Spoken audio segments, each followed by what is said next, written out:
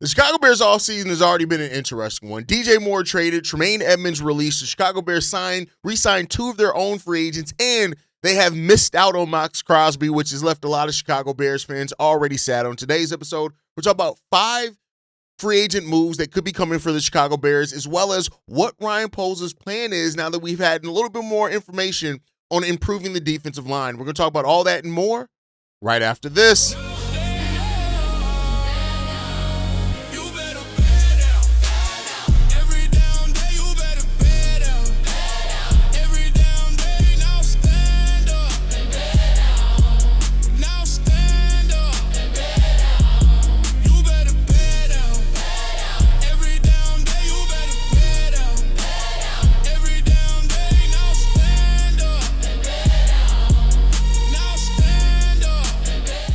What's going on, Bears fans? Welcome to another episode of Chicago Bears Central, your number one spot for everything Chicago Bears related. I'm the host there, Haize, but more importantly, you guys can follow the channel at Chi Bears Central on every social media platform we happen to be on. With that said, let's go ahead and get into this content for today, y'all. And so the Chicago Bears did not trade for Max Crosby. Max Crosby is officially now on the move, and it's not to the Chicago Bears. And for anybody who's been watching the show, I've been telling you guys, listen, I get it that the talk's around there, and I get it, and not to say that the Bears couldn't maybe have done something, but that ask of 2 first-round picks was just such a tall order for the Chicago Bears. And now Max Crosby is on the move. He's going to the Baltimore Ravens as they're trying to solidify their hopes to be a Super Bowl contender as well.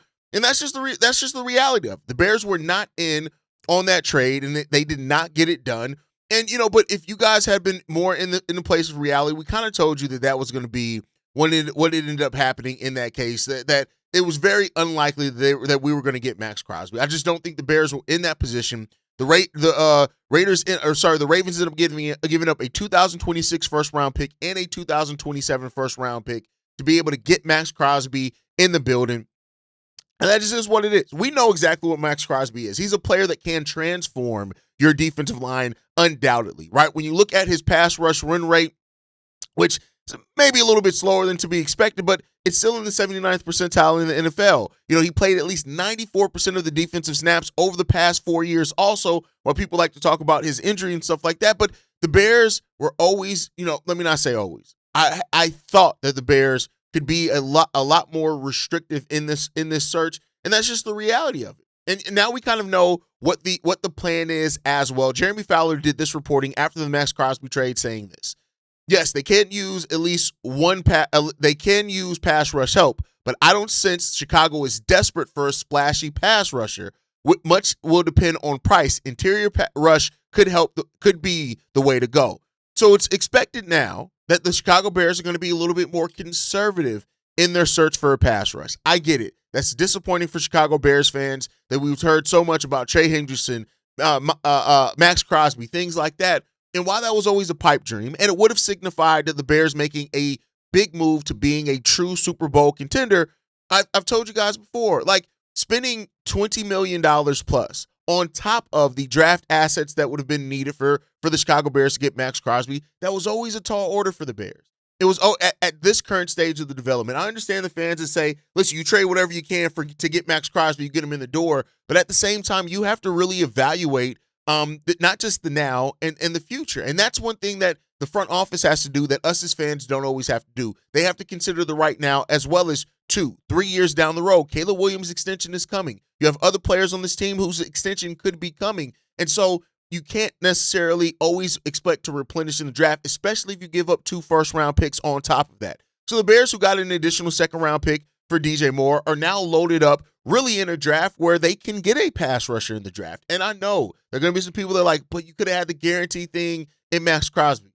The Bears weren't going to give up 2 first-round picks. And I kind of said that at the time, right? Reportedly as well, that the Chicago Bears, while even fans want them to target guys like Trey Hendrickson and Jalen Phillips, is that it seems like right now the Bears are not in conversation for either one of those guys. They are more so looking at spending money on players within the $5 to $10 million per year range. So now we kind of have an idea of the range the Chicago Bears would like to stay in with their pursuit of a pass rush.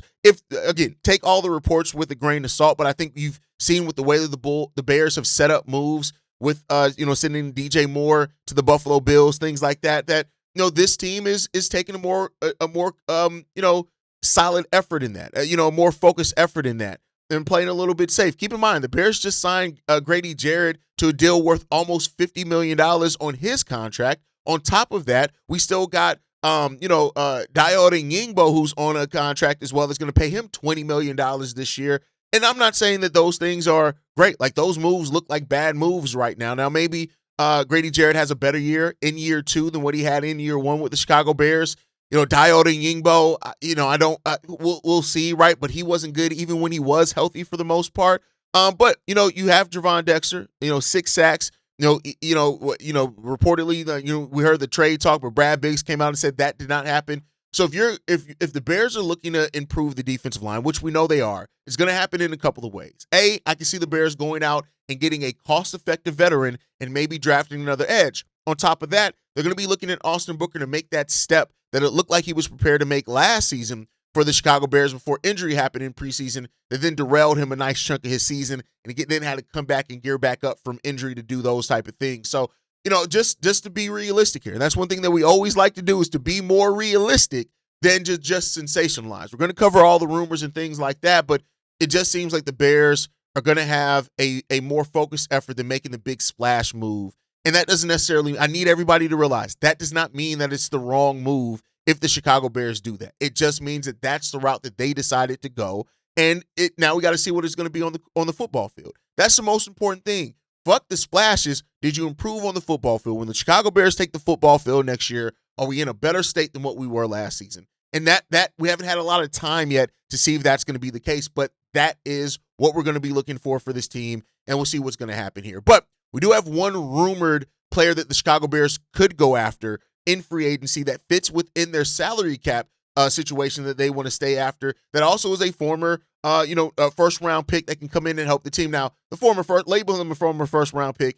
I don't want to say that's disingenuous because it's not, because he is actually a first-round pick, but it's not the splash move that some Bears fans hope for, and that's Jadeveon Clowney. There is a lot of talk around that the Bears could target a player like Jadeveon Clowney to come into the Chicago Bears and help this team grow. Right now, let's come down to it, right? He hasn't had the career that people necessarily expected. He was the first overall pick in 2014, but he is a quality edge that has a really good pass rushing ability. He's technically sound in the run defense as well. Yes, he's 33 years old. That's why Austin Booker and drafting an edge is still, the thing that you would want to see there. But let's look at it. Even at being 33, and I know there are going to be people say, but Haize, he's so old. He had 8.5 sacks last season in 13 games. The season before that had 5.5 in 14 games. The season before that had, in 17 games, 9.5 sacks. This is a guy that has 66.5 sacks over the course of his NFL career. He can get to the quarterback. He's also solid in the run game as well, where the Chicago Bears do need some help.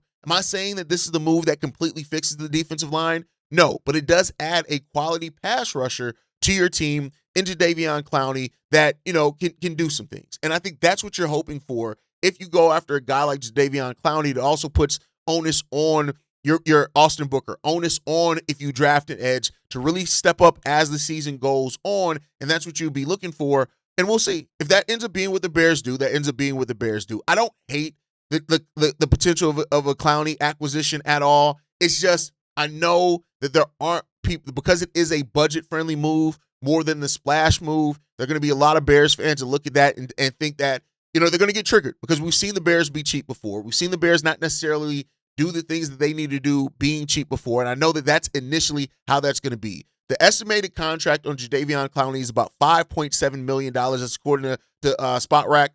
And so because of that, you see how it's going to, we'll see how it ends up turning out. But that is something that I feel like, especially if the Bears do believe in Booker, or they believe they can land a starting caliber edge in this draft that can start right away, I wouldn't be surprised at a Jadeveon Clowney signing in free agency if that ends up being the case. He's already proven that he can be a rotational player. Can he start every down for you? That's where you run into some questions. But adding him to the Chicago Bears defensive line rotation, I think could be one. It just can't be the move to improve your defensive line. It could be a move to make a step in improving your defensive line, but it can't be the move. And that would be up to Ryan Poles. That'd be up to this Bears front office to continue to make the steps then to improve this defensive line in other places if Jadeveon Clowney ends up being the signing there. And so we'll see. if he can do that. Hopefully he can. We'll see what the Bears do. I have faith in Ryan Poles until otherwise proven.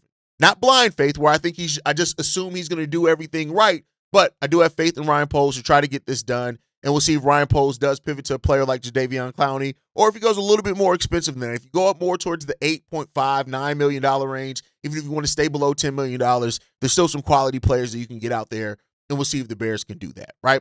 With that said, though, the Bears have made a re-signing of a couple of their own players. The Bears have re-signed Daniel Hardy to a team, which he was great on special teams for the Chicago Bears. Didn't really line up as much of an edge as you would have thought, but they re-signed him to a 2-year deal. He has a base value of $4.97 million with a cap hit of $2.1 million in 2026. This is a reasonable, decent contract. Like, this isn't, overly expensive. It doesn't break the bank. He was a 7th-round pick by the Rams in 2022. He came here in 2023. He had a really good training camp in preseason that year, and since then he's turned into a really good player in special teams. In 2025, Daniel Hardy had 22 tackles, 1 QB hit, and played a few snaps at fullback as well late in the season. Ben Johnson's going to do his thing, but I do think it is what it is. The free agent negotiating window officially opens up today at 11 p.m. Central Time, 12 p.m. Eastern, and we'll see what happens and what else gets announced for the Chicago Bears at that time. But as of right now, the Bears have re-signed Daniel Hardy to a 2-year deal. The Bears were not done in that. Adam Schefter also reported that the Chicago Bears have re-signed DeMarco Jackson, which we kind of all knew that needed to happen. After, Tremaine Edmunds was cut, TJ Edwards may not be healthy to start the season. Noah Sewell wasn't good at the end of the season, and he was unhealthy at the end too, where he was solid at the start of the season. Well, we get DeMarco Jackson back on a 2-year, $7.5 million contract that can be worth up to $10.5 million with incentives. He was a 5th-round pick in the 2022 draft, and he was on a 4-year, $3.9 million contract before we released him in training camp, and then we claimed him off waivers, which then started his season here with the Chicago Bears.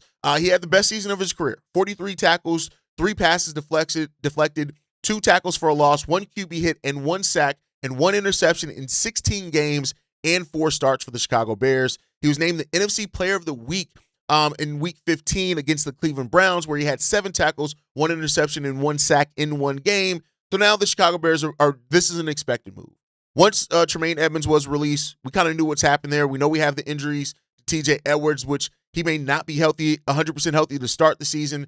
Plus, Dennis Allen has really known DeMarco Jackson for a while. He was his head coach with the Saints. He brought him over here to Chicago. So DeMarco Jackson will be staying in the navy and orange to be a Chicago Bear going forward. And I'm not mad at that move at all. Like I said, this is a solid move. And I think DeMarco Jackson played really well in the Chicago Bears uniform. And so you're bringing him back at a time where you're kind of revamping your linebacker room, and we're going to see what comes out of that going next. But you're bringing him in here because you're revamping that linebacker room, and I think it's the right decision for the Chicago Bears. Now we got to see what DeMarco Jackson can bring now here with the Chicago Bears, as he may be a starter day one. Depending on what the Bears do in the draft and what else they do in free agency, DeMarco Jackson could be a starter from game 1 in week 1 for the Chicago Bears. And we'll see what he can end up bringing. Dennis Allen clearly has a belief in him. The Chicago Bears have somewhat of belief in him as well to give him to this deal, and we'll see what he can. Cheap deal for a player that was pretty damn productive in the Chicago Bears uniform, and now we get to see what he can bring here on a more permanent basis for the Chicago Bears.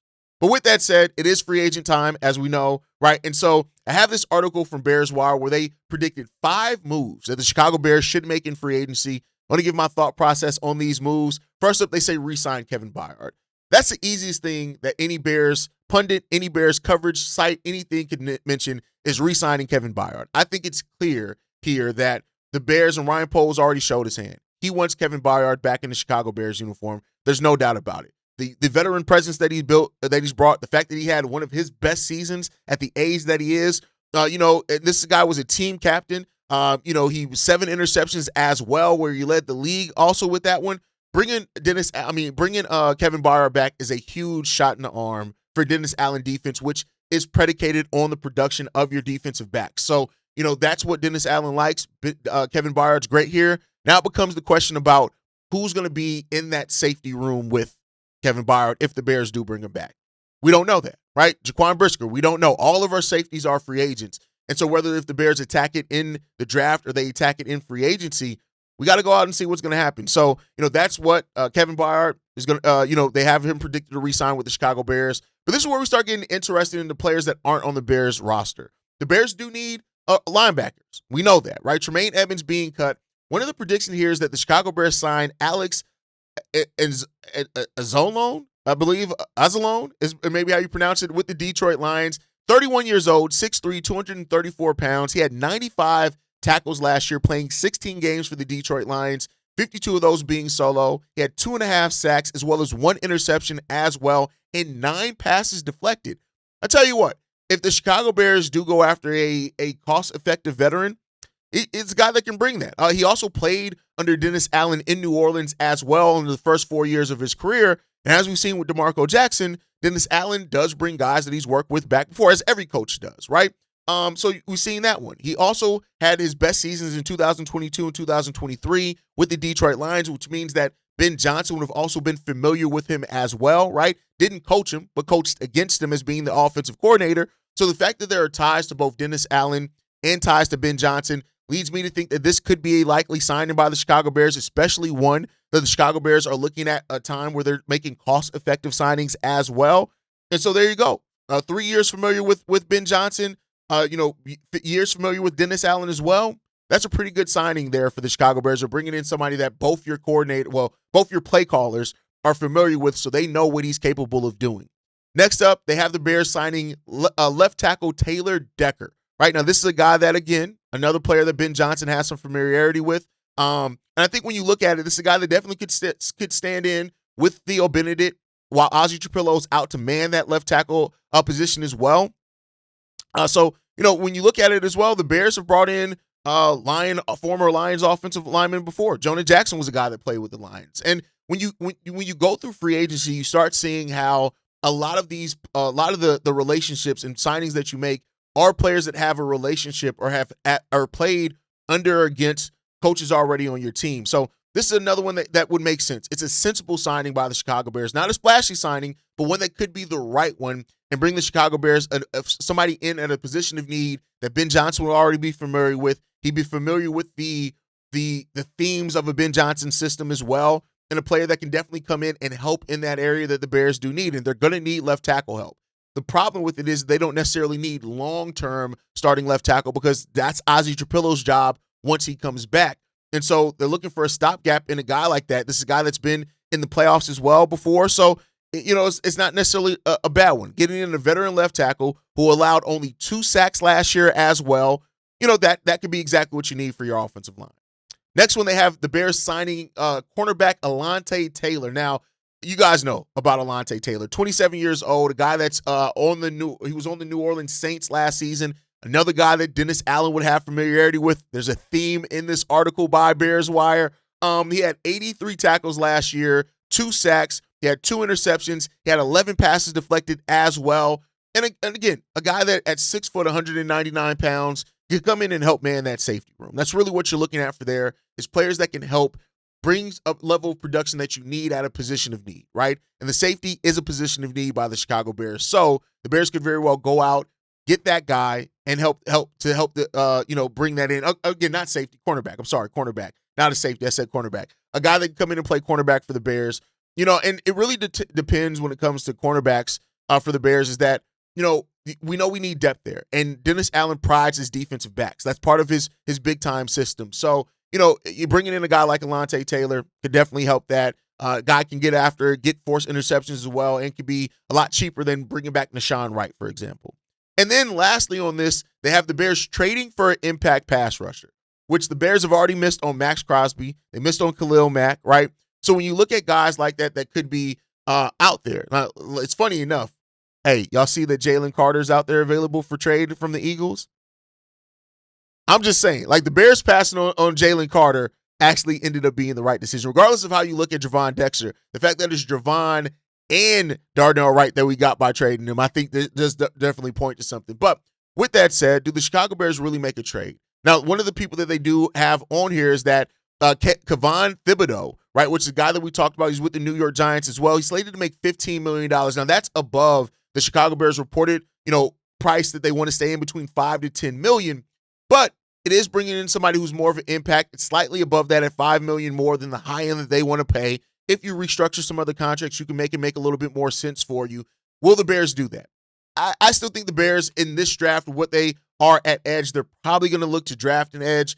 But if you did want to bring in a veteran who you kind of know what they're going to bring at 25 years old, 6'5", 258 pounds, this is a guy that, has had sacks of 11 seasons. He only played 10 games last year at 2.5 sacks. He played 12 games the season before that at 5.5. Then he had 11.5 sacks. The only season he played all 17 games, he had 11.5 sacks.